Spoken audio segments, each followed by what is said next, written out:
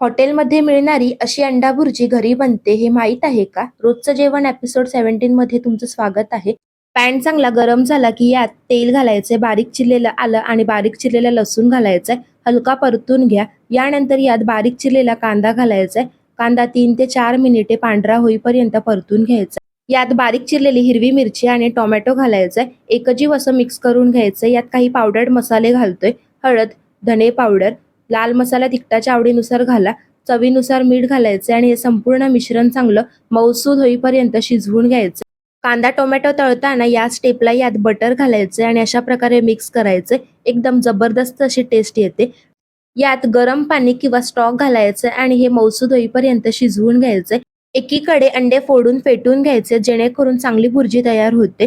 यानंतर यामध्ये गरम मसाला आणि कसुरी मेथी घालायची. मिक्स करून घ्या. पाहू शकता आपण कांदा टोमॅटोचं मिश्रण अगदी मऊ होईपर्यंत आणि तेल सुटेपर्यंत परतून घेतलंय.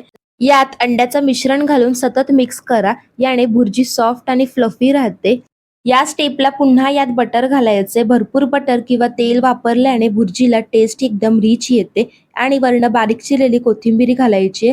हॉटेल स्टाईल अंडा भुर्जी तयार झालेली आहे. भरपूर बटर लावून गरमागरम बटरी पाव तयार करा. भुर्जी वरनं थोडं बटर, कोथिंबीर आणि लिंबू पिळून गरमागरम बटरी पावासोबत सर्व्ह करा. अशी अंडा भुर्जी आवडली असेल तर कमेंटमध्ये 1 लिहा. धन्यवाद.